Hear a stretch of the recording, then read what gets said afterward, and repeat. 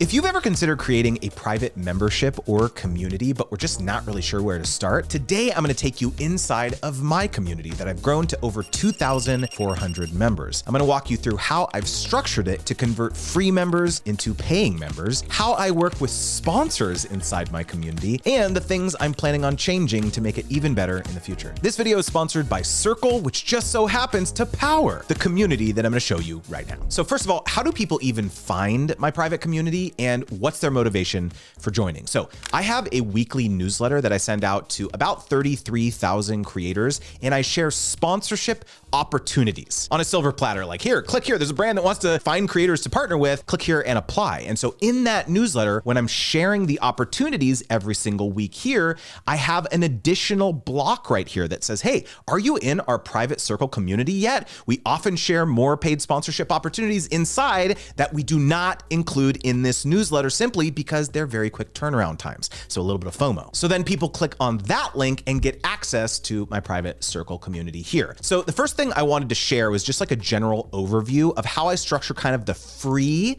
space group, as it's called, as well as the paid space groups. So I actually want to give a quick shout out to Philip Van Dusen because he actually left a comment on my last video asking about this in particular. It's like, how do you differentiate between like when you're letting people into the free group and like what's their incentive to like upgrade basically? And so I want to walk through that right now. So when you join, you get access to what I call the Creator Wizard Space Group. So quick definition here, a space group is basically like a grouping of individual spaces that all kind of have a common theme. And so the Creator Wizard Space Group houses all of the spaces that are essentially broadcasts only. So there's not like a super active forum where people can chat with each other and all that stuff too. That's not the point of my free group. So the way it works is you join in here and the very first space that you land on is the Start Here space. And so this is like, okay, here's a community tour. There's like a video here that kind of walks you through all the different spaces.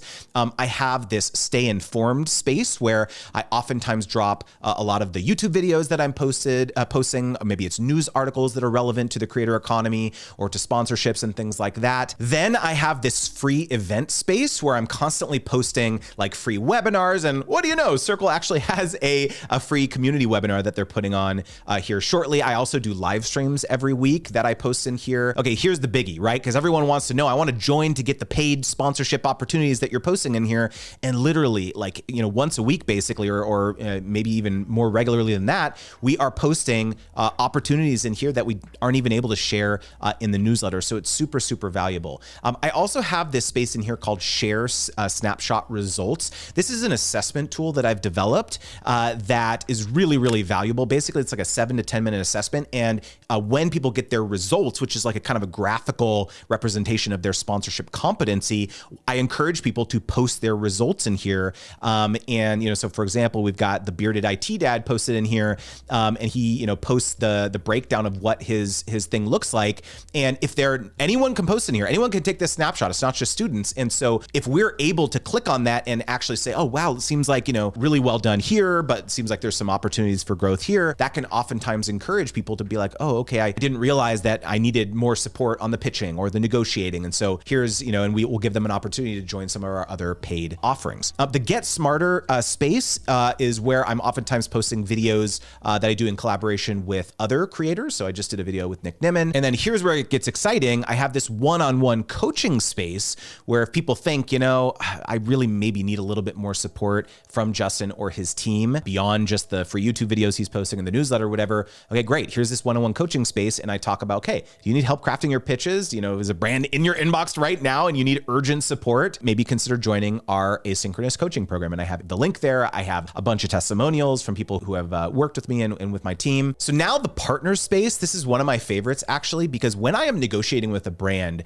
to do sponsored work for my newsletter or my YouTube channel or social media or whatever, I am oftentimes injecting into that conversation like, hey, I've actually got a private community with 2,400 of my most engaged audience members in there. Do you want to present some sort of custom offer in there as a partner? And so we craft that. And so all of these are either sponsorships or affiliate relationships. And so super cool asset to have. have when you're negotiating. I also just hosted my very first in-person event called Sponsor Games in San Antonio, Texas. It was absolutely incredible. And I created a pop-up space for attendees to start networking with their peers prior to attending, get excited, hype everything up. It was great. But back to that question, how do you potentially encourage all of these free members that are joining into potentially becoming paying clients or students? And this is one of the things I love the most about the Circle platform, is that not only can you host your private forums where your members can interact, but you can host all of your courses on there as well. And so my Brand Deal Wizard course, all of the videos, all the modules are hosted within Circle. I'm not telling people to go to all these disparate places, like go over here and go over here and use these separate logins to access that. No, everything is within here, and they can access all of the modules, all of the bonus resources, all the guest expert sessions that I have, the secret brand research that we're doing every week, like reverse engineering decision makers at various brands and so on. So super valuable stuff. I also mentioned I have this coaching program, and so I have a space group for that called Wizards Guild Coaching. Now here's where it gets really cool. Inside of the settings of each space group, you can create something called a paywall. So what I have on here is basically there's a lock screen. So if someone decides that they want to join coaching, when they click on this space as a free member, they get this lock screen that comes up, Wizards Guild group support, and they see, okay, if I want to join this, here's what it's going to cost, join, and I get access immediately. Now I want to talk a little bit more about how I work with sponsors inside of my community. I think a lot of people, when they consider opening up a membership or a community, the only thing they think about is like, oh, I might potentially make money directly from my followers or my audience members. But I think there's a huge untapped potential to bring in brands, to bring in companies, to bring in sponsors who want to get in front of potentially these paying members or paying course students, right? Because these are people who are taking out their wallet and saying like, I want to invest in myself. I want to invest in my business. And so when I ran my Brand Deal Wizard course live, I oftentimes had sponsors come in and do guest sessions during strategic portions of the course. I also do this thing called the 7-day pitch challenge. So also you can bring in sponsors on a strategic day there. Maybe it's a CRM tool. Hey, I'm gonna have someone from Notion come in and do a guest session all around how you can use Notion to,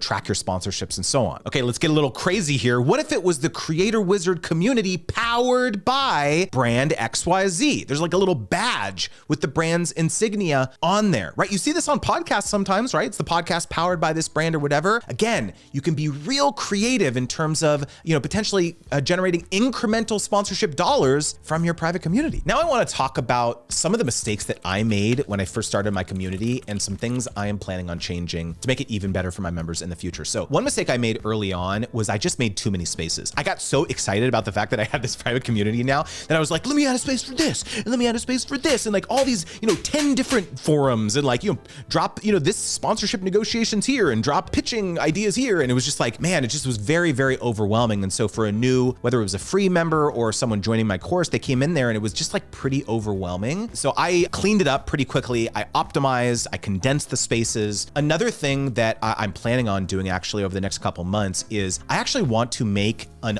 onboarding course. So the cool thing about having course feature inside of Circle is that I actually saw my friend Jay Klaus do this, where he used it basically, it was like a little mini course. It was like 5 or 7 videos, like really short, like, maybe 1-2 minutes, where it was just like, here's how to get the most out of this, space. Here's how to get the most out of this. And here's what I would encourage you. Make sure to go fill out your member profile so like other people can find you. And oh, there's actually a directory where you can connect with other people, right? And so my friend Jay gives this great analogy where like, imagine that you just joined a gym. If they just swiped your credit card and they're like, good luck, and they like don't talk to you at all, then the chances that you are probably going to churn out of that gym, it's not going to be a great experience. Contrast that with, they said, hey, we're so glad that you're a member. Let me give you a little tour. Let me show you around. This is the, the free weights over here, and these are the machines. And if you want to do workout classes over here, you can do that. And so this is the one thing I'm trying to get better at, is like kind of curating that experience, regardless of whether it's a free member or someone, paying for the course or for coaching or whatever. I want to ensure that that onboarding experience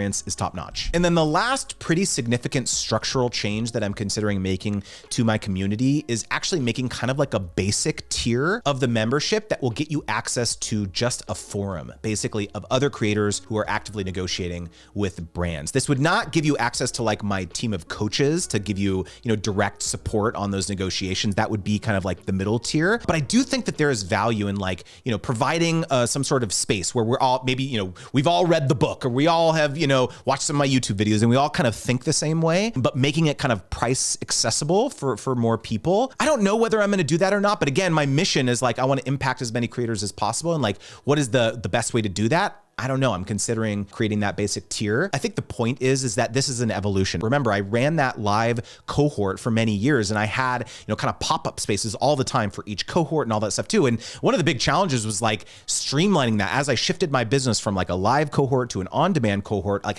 what do I do with all of those, hundreds of students that went for my live cohorts? How do I consolidate everything? Rather than get super overwhelmed with all this at the beginning, just take it one step at a time.